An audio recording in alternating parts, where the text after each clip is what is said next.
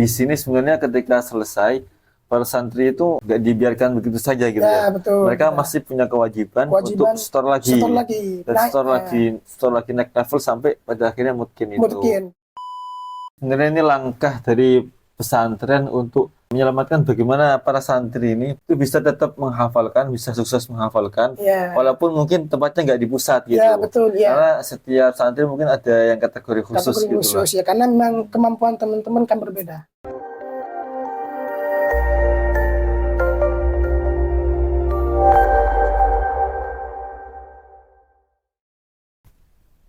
Assalamualaikum warahmatullahi wabarakatuh. Waalaikumsalam warahmatullahi wabarakatuh. Bertemu lagi dalam acara Ngobrol Santai Podcast Santri Hamalatul Quran. Kali ini teman-teman kita kedatangan tamu spesial Ustadz Muhammad Lutfi. Assalamualaikum Ustadz. Waalaikumsalam warahmatullahi. Bagaimana kabarnya? Alhamdulillah sehat baik. Alhamdulillah. Teman-teman yang belum tahu, Ustadz Muhammad Lutfi ini adalah salah satu santri yang sudah lama di sini. Beliau sekarang menjabat sebagai Ustadz juga sebagai pengurus SDM ya Ustadz. Ya seperti itu. Jadi Seperti itu. pengurus SDM itu adalah salah satu pengurus inti di atas pengurus. Bisa jadi ya. Pengurus di atas pengurus ya. Di SDM sendiri teman-teman yang belum tahu ada dua bidang. Yang pertama adalah penjaminan mutu, yang kedua adalah litbang. Nah, Ustadz Muhammad Lutfi ini adalah pengurus SDM bagian litbang. Teman-teman, kita pada kesempatan kali ini akan sedikit menggali kepada Ustadz Muhammad Lutfi ini bagaimana sebenarnya langkah-langkah penyelamatan azam tahfidz para santri. Jadi seperti itu Ustadz. Siap, Nah, sebelum kita jauh ke sana, kami ingin sedikit minta gambaran. Sebenarnya bagaimana sih proses menghafal di Hamalatul Quran seperti itu? Sebelumnya saya sedikit memperbaiki ya, tadi bahasa di atas pengurus. Sebenarnya SDM itu strukturnya benar di atas kepengurus harian, tapi menjalankan beberapa lini yang ada di pondok pesantren dan juga beberapa lembaga-lembaga yang bekerjasama dengan kami. Berkaitan dengan kegiatan ya tadi ya. Ya, kegiatan mungkin juga program tahfidznya seperti itu. Ya. Hamalatul Quran ini sudah tentu bukan lagi lembaga yang yang baru diketahui oleh orang banyak. Ya. Tentu lembaga ini sudah banyak yang mengetahui baik lewat media sosial ataupun informasi-informasi yang lain. Dan tentu proses menghafal pasti sudah terdengar oleh masyarakat luas bahwasanya Hamalatul Quran adalah salah satu program yang cepat ya menghafalnya. Ya, tahfidz cepat.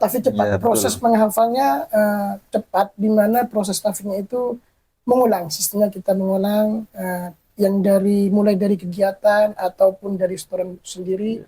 Dan juga yang paling yang paling urgent ataupun yang paling digarisbawahi bahwasanya proses habituasi di situ. Habituasi itu apa Ustaz?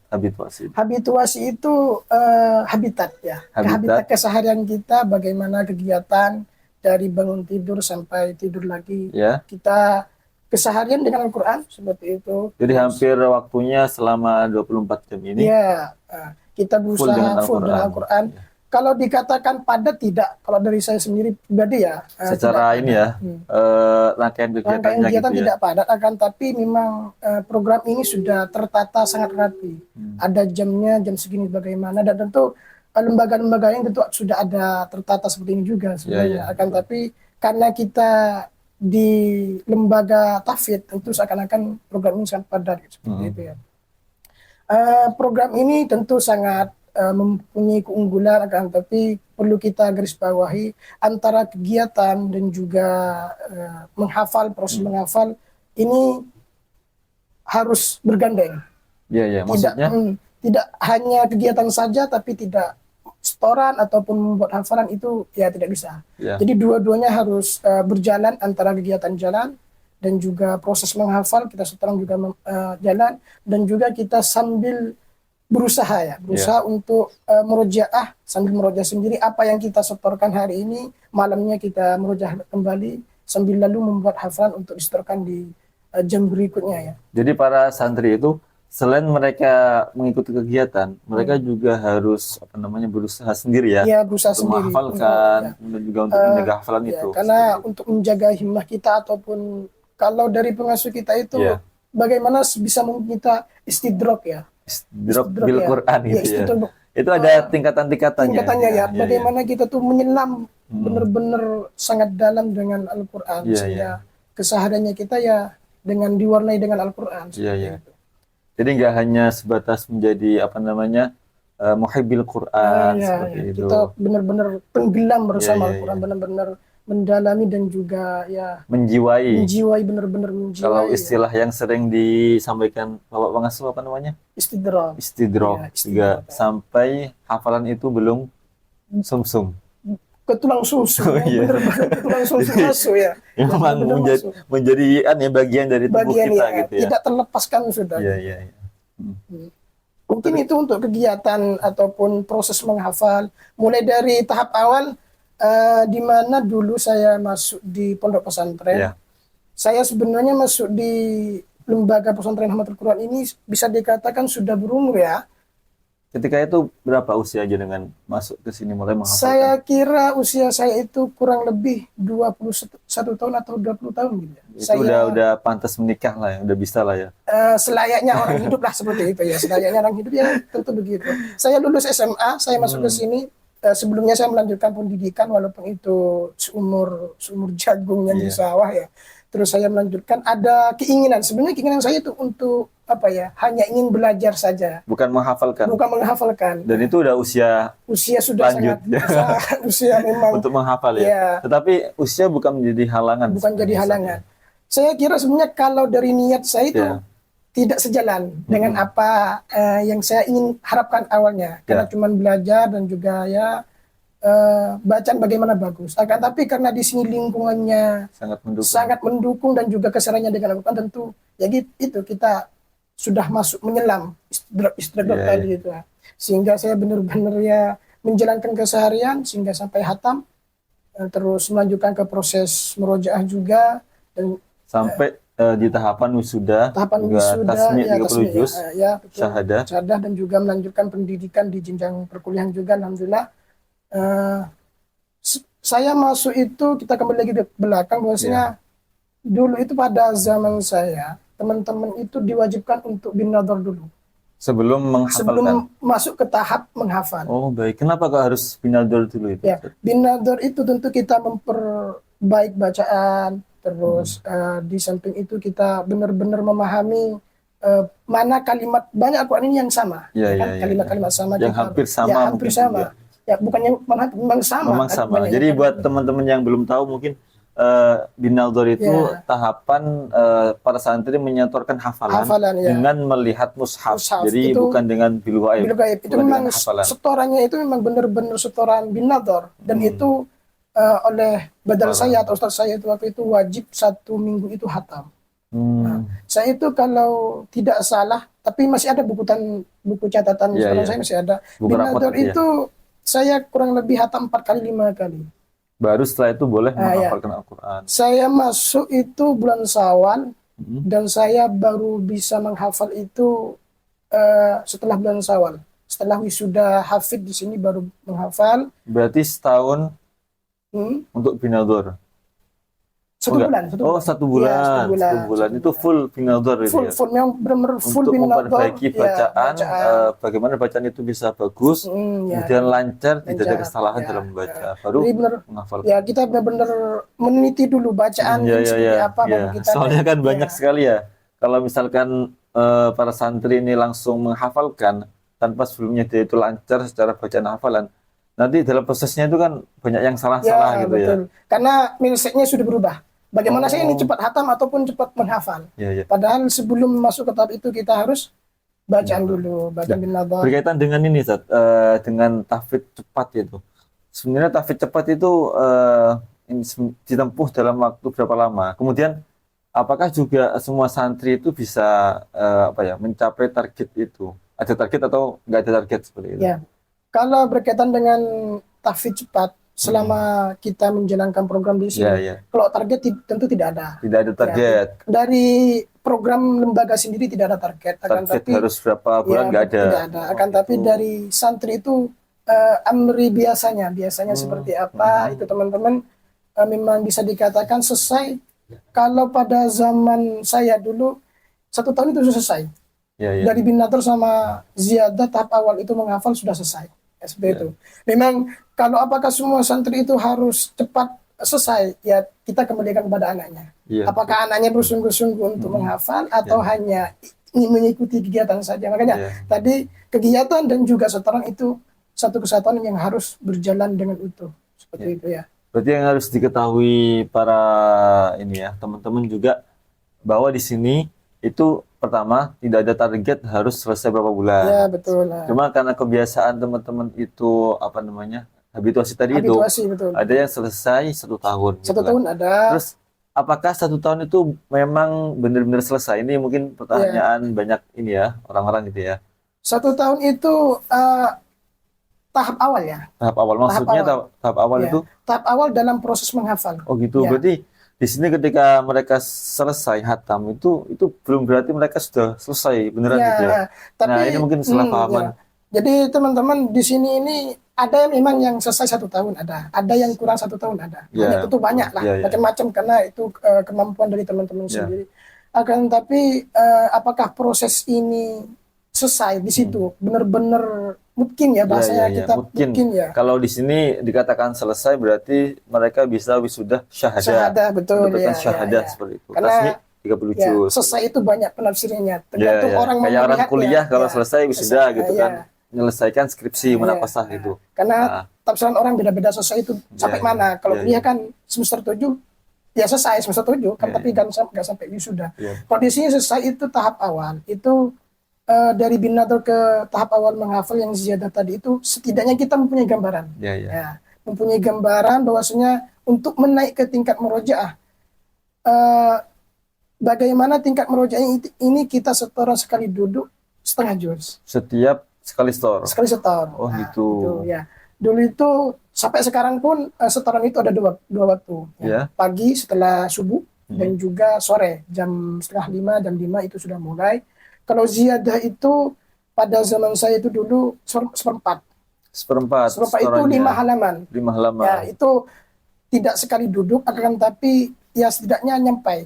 Dalam sehari seperempat. Berarti seharinya 5 halaman. Kok bisa sampai seperempat? Kita mulai dari tahap awal binadar itu tadi. Oh, karena di sana gitu ya. Di sana sudah merekam. Bacaan kita sudah sering hatam. Sudah sering mengenal bacaan ini. Ya kayaknya orang dari Surabaya ke Semarang ya kan, bolak-balik setelah Jombang tentu Nganjuk, setelah Nganjuk tentu Madiun kan. Makanya mungkin itu juga menjadi pertanyaan besar, kok bisa dalam waktu sehari itu seperempat gitu kan. Waktu itu yang ziyadah itu tidak diwajibkan 1 kali duduk seperempat, tapi sebenarnya bisa.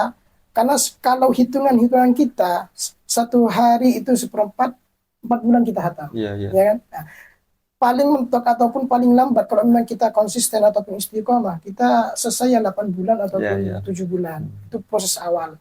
Setelah itu ya dianggap selesai. Tapi kan perlu diulang. Selesainya kita perlu diulang seperti itu. Jadi yang di sini sebenarnya ketika selesai para santri itu mereka itu nggak dibiarkan begitu saja gitu ya. Betul, mereka masih punya kewajiban untuk store lagi naik level sampai pada akhirnya mungkin kita naik dari ziyadah kita naik ke murojaah, dari murojaah kita setengah juzan setoran, terus setoran lagi, kita setoran lagi naik lagi ke tahap berikutnya 1 juz, baru kita sampai ke tahap mungkin. Terus ada munaqashah lah. Munaqashah itu salah satu persyaratan untuk wisuda ya. Munaqashah itu sama kayak di kampus ya, ada ujiannya gitu. Ada munaqashah ujian. Tapi kalau wisuda di sini ada 2 kategori, 3 sebenarnya. 3. Pertama itu wisuda masyhuro. Masyhuro itu yang? Masyhuro itu teman-teman yang tentu sudah hatam murojaah 2 kali. Terus yang kedua bisa mengimami ataupun melaksanakan persyaratan wisuda dengan munaqashah. 1 kali sholat itu setengah juz. Biasanya di waktu duha, teman-teman. terus sampai hatam tentunya. Itu wisuda yang masyhur. Ya. Untuk ini yang biasanya Ramadan itu juga. Ya itu salah satu program wajib dan keunggulan kita. Jadi ngimamin Ramadan selama 30 hari. 30 juz. 30 juz. Itu salah satu wisuda yang masyhur ini, yang masyhur. Kalau wisuda syahada ataupun mungkin tentu harus mungkin dong. Kita satu kali duduk harus selesai. Tapi tetap yang syarat tadi itu ya. Ya, harus dari awal dulu ya. Tetap harus dilewati semuanya. Itu tahap awal, langkah pertama. Kalau langsung langkah dua kan nggak bisa. Itu perlu dipertanyakan seperti itu. Tetap dan ditambahkan dengan tasmi 30 juz. Dan tahap ketiga yang perlu diketahui ini adalah qiraat biasanya. Qiraat sabah. Ada juga wisuda qiraat sabah. Ya, wisuda qiraat sabah itu teman-teman ya setidaknya tahun ini sudah berjalan, alhamdulillah. Setiap tahun ada untuk wisuda qiraat sabah. Ini salah satu keunggulan kita ya, program-program kita itu. Nah, sedikit tergambar terkait dengan program. Kemudian ini Ustaz, pasti dalam prosesnya itu kan santri itu kan nggak semuanya sama lah, nggak semuanya kayak Ustadz Lutfi yang mungkin 6 bulan, setahun tasmi gitu kan. Ada santri-santri yang mungkin entah itu ada kendala di tahfidnya atau mungkin ya ada yang sedikit agak aktif, mungkin juga kreatif yang akhirnya dia mungkin melanggar peraturan berkegiatan ataupun tata tertib yang ada di pondok. Nah, itu bagaimana dari pengurus atau dari pesantren untuk menangani anak-anak yang seperti ini gitu? Ini berarti teman-teman yang melakukan pelanggaran ya? Ya mungkin seperti itu atau lebihnya. Ya seperti itulah. Tidak sesuai target ya, ataupun merasa santri itu kok lama gak hatam-hatam. Ya ini ada kendala dan entah itu anaknya memang ingin main-main, mungkin juga main-main juga akhirnya membuat masalah seperti itu. Ini bagaimana ini? Kalau di sini kita bahasanya untuk menyelamatkan azam tahfidz karena niatan awal teman-teman tentu berangkat di rumah untuk menghafal dan juga belajar Al-Quran, tentu kita selamatkan itu. Kalau di sini kita tidak tidak ada yang namanya boyong-memboyong ya. Oh gitu. Boyong itu kalau bahasa pondok pesantrennya. Kalau bahasa di luar mungkin dipulangkan ke rumah, tidak ada. Di sini kita tetap menyelamatkan azam tahfidznya. Tentu kita membuatkan beberapa opsi. Makanya di sini ada kepengurusan yang namanya SDM. Oh, itu fungsinya naik ke atas. Jadi di sini ini ada pengurus harian. Nah, di atasnya kalau struktural itu pengurus harian, terus di atasnya itu ada SDM. Di atas SDM tentu ada pengasuh dan juga dan lain sebagainya lah. SDM di sini ada dua divisi bahasanya seperti itu. Ada litbang dan juga penjamin mutu. Di sini kita yang litbang, kalau penjamin mutu tentu menjamin mutu kan, menjamin mutu program yang ada. Untuk litbang ini memang sekurang-kurangnya ada 3 program. Yang pertama itu membuat program, terobosan program yang dan baru. Yang baru. Dan yang kedua melakukan kerjasama dengan para lembaga-lembaga yang ingin kerjasama. Dan yang ketiga ini pengiriman ya, ataupun menyelamatkan azam menyelamatkan azam tahfidz para teman-teman santrinya. Di situ kita menyisir yang setorannya 1 bulan tidak sesuai istilahnya bolongnya ataupun alfanya ini sampai melebihi batas lah, tidak sungguh-sungguh dalam menghafal, kita arahkan situ. Jenengan maunya bagaimana? Kita ada penawaran. Jadi kayak ada konseling ya. Ada konseling. Jadi ketika ada santri masalah nih, entah itu masalahnya di tahfidznya nggak sesuai ataupun masalah yang di luar itu, misalkan sering keluar dan sebagainya. Ini kedua-duanya ini ada penanganan khusus. Ada penanganan khusus ya. Makanya dari situ membuat beberapa terobosan dari bank itu untuk bagaimana menangani ini. Agar kalau misalkan dibiarkan di sini, ini nggak ada perkembangan gitu ya. Tahfidznya juga nggak ada perkembangan. Bagaimana masalah juga nambah banyak. Masalah tambah banyak dan tentu ini menjadi kendala. Yang awalnya program tahfidz cepat sehingga nanti malah merusak. Sehingga kita membuat terobosan bagaimana ini terselesaikan azamnya, tahfidznya, niat awalnya biar selesai. Kita membuat cabang, kita membuat filial ataupun mitra filial dan juga mitra. Itu apa pesantren cabang ini maksudnya? Itu salah satu lembaga yang berada di bawah naungan Hamdatul Quran ataupun di bawah bendera Hamdatul Quran. Kurang lebih itu semuanya sampai saat ini yang terdata di Litbang ada 68 ataupun 66 pesantren yang berafiliasi dengan Hamdatul Quran. Ini yang bentuknya cabang ataupun mitra filial mitra filial. ataupun mitra. Itu Iya. yang Itu sudah tercatat. kategorinya gimana maksudnya? Iya.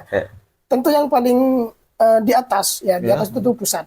Oh iya. Karena terus. asrama pusat ini ataupun asrama induk ini adalah sumbernya. Di situ sumbernya Ya. untuk menjamin kualitas dan kuantitasnya di situ. Nah, baru kita yang di tim Litbang membuat unit. Nah, Unit unit itu ini apa? masih di bawah kita. Teman-teman pengurus masih. Perbedaannya dengan pusat? Kalau pusat memang fokus kepada Al-Quran Oh, untuk gitu. menghafal dan juga Ya. memperbaiki bacaan. Untuk unit ini ada sedikit tambahan program. Seperti Ya. misalkan unit itu? Unit seperti Quran Village. Quran Ya, Village. itu Ya.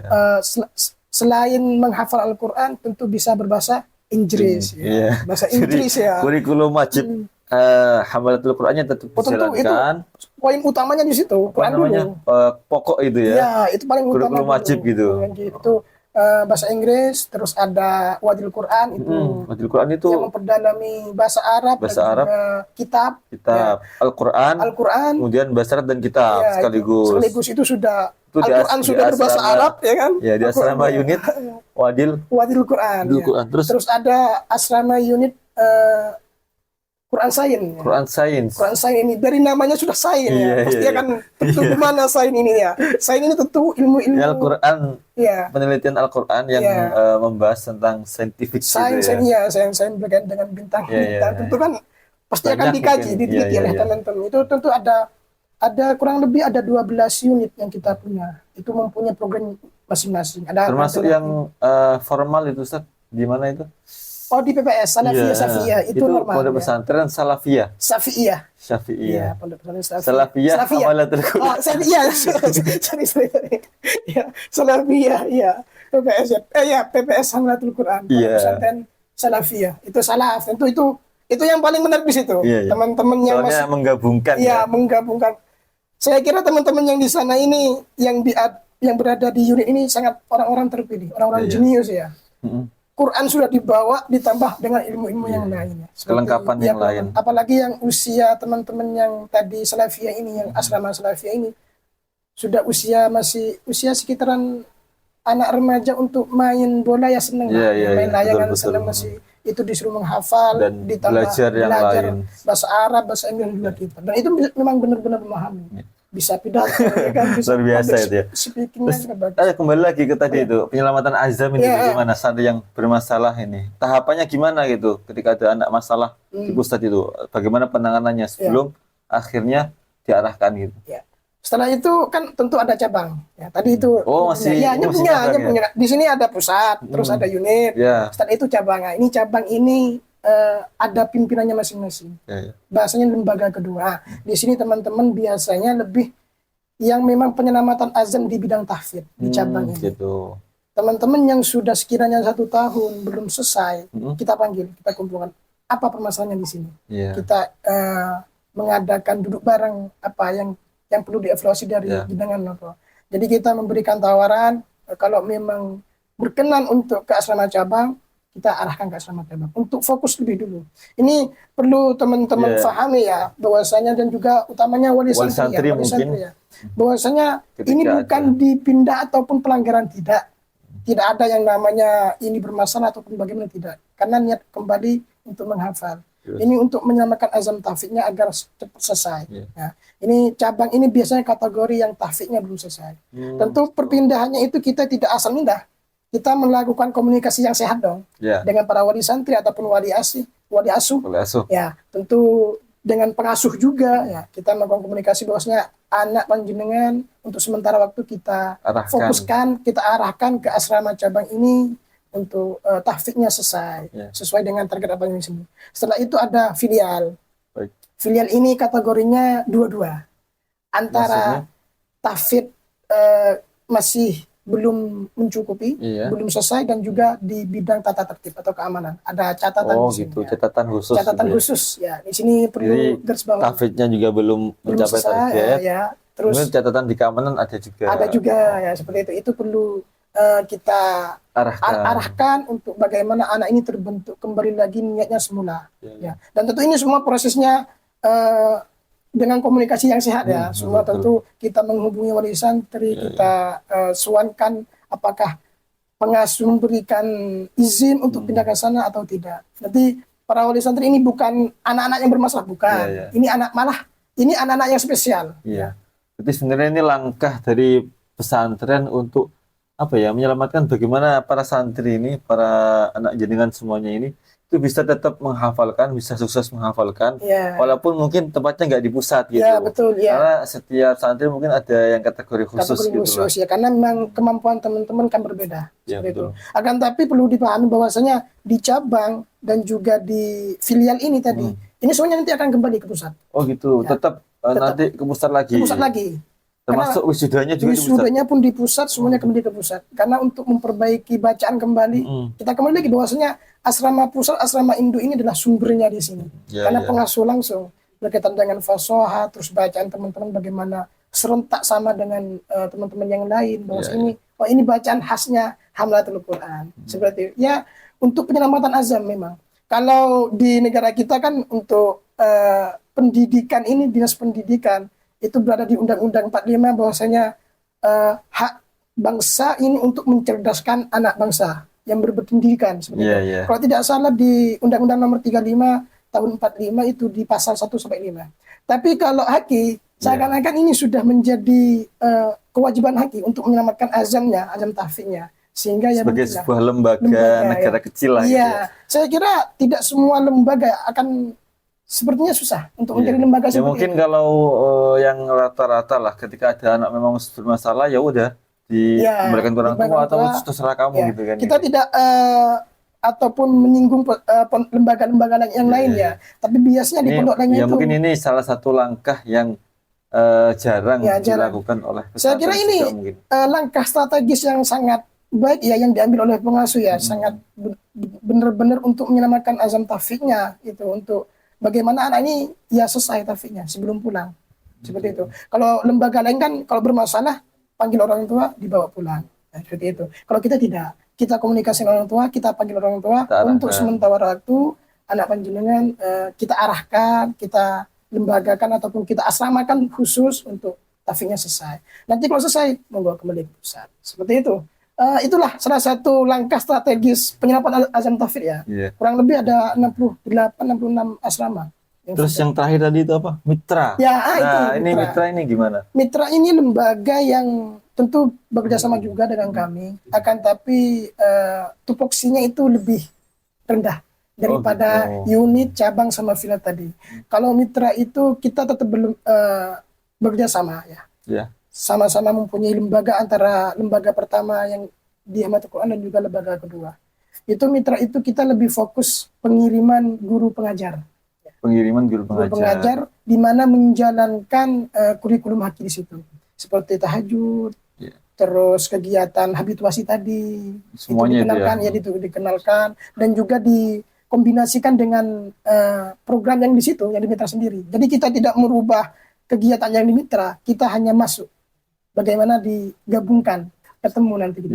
Rata-rata mitra itu bergabung dengan kami untuk menjalankan programnya karena jadi memang ingin di lembaganya beliau itu mitra ini ingin dijalankan program yang sama dengan di Haki, sehingga dari kita dari Haki mengirim guru tugas. Dan guru tugas itu yang dikirim memang benar-benar teman-teman yang sudah selesai tahfidznya. Oh gitu. Biasanya itu diambilkan dari teman-teman wisudawan. Setidaknya 1 tahun itu 1 kali kita melakukan regulasi perputaran guru tugas sehingga fresh kembali teman-teman untuk menjalankan program di luar seperti itu ya. Utamanya di tahajud. Ini yang perlu digarisbawahi bahwasanya mitra itu diwajibkan untuk menjalankan program tahajud. Program kita itu tahajud adalah program wajib sudah ya, itu riyadhah kita. Dari pengasuh ini salah satu program yang kurikulum yang riyadhah. Bagaimana kita tahajudan setengah juz. Dengan hatam setiap bulannya.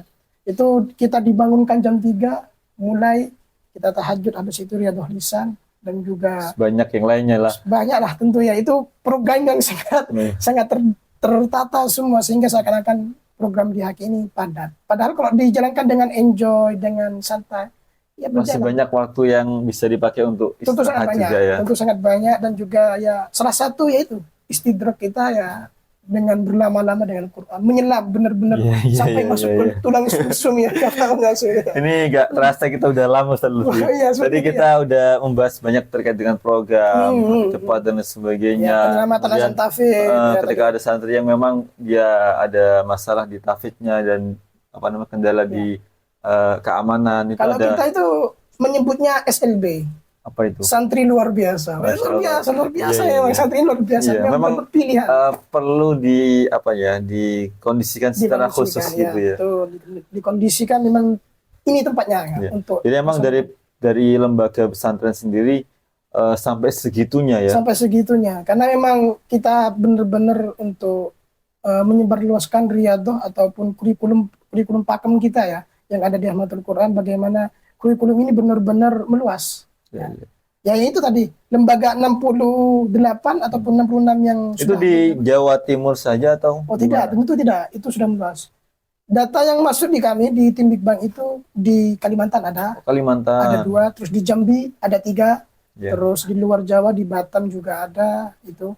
Terus di daerah Sulawesi juga ya.